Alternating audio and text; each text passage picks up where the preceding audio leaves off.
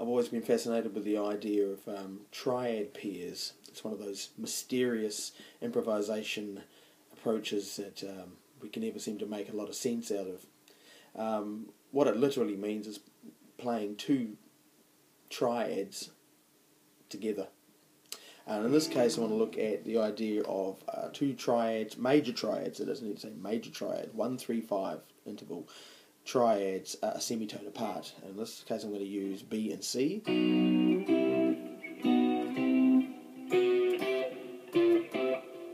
That wasn't B and C. And so when most people try this out, you end up with this sort of detached triad to triad sort of sound like this.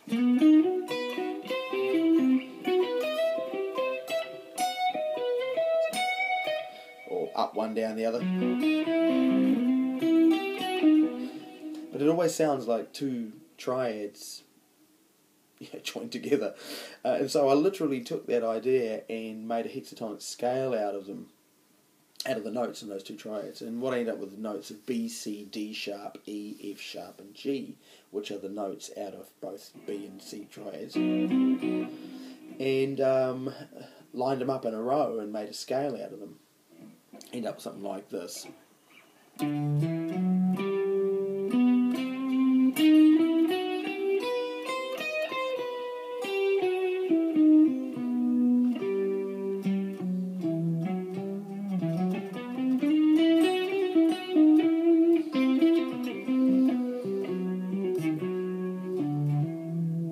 And what I realised after a while is I was actually playing, if I started on E, I was playing E harmonic minor without an A.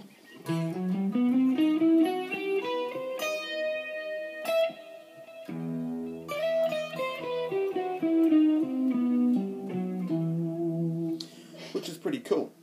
And when you leave the A out, it makes quite a difference to the scale overall. You would tend to always want to play it like it.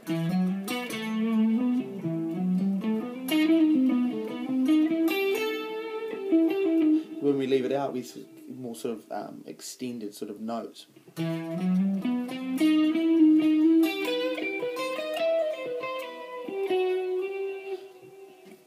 So anyway, when you map out all these notes over a fretboard, you end up with a whole lot of different chord options. And so what I've done here today is I've put together a chord progression utilising some of the chords that I've found. I've also made up a PDF of this chart that I'm working off, which looks like this. All the scales, some of the chords. And what I want to do now is just show you the chord progression, which is A minor. I'll play the scale over it as well.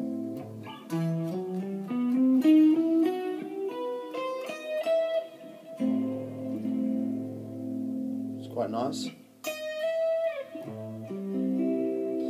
E minor.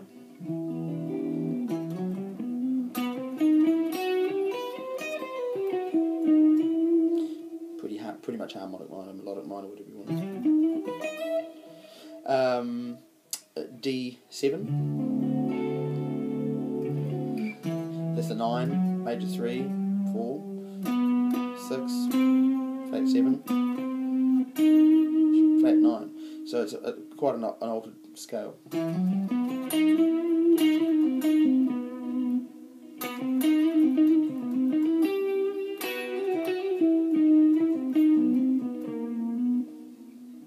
And a C major 7.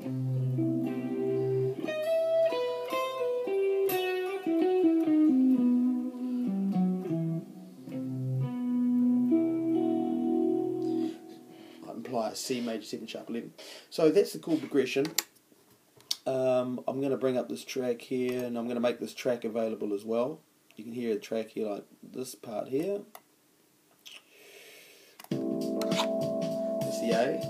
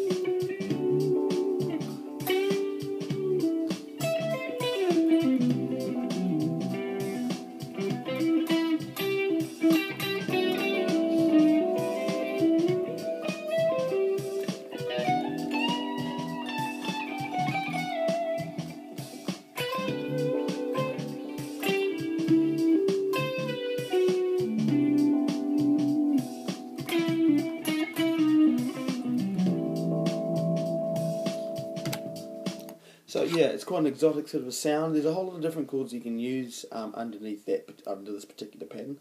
So yeah, look, Triad Pairs can be a cool thing, since you put them into a way that you understand how to play them, and I think this is a good way of doing it.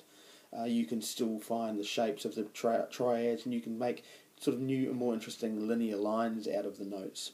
You're not just stuck to this triad. Cool, have fun, catch up.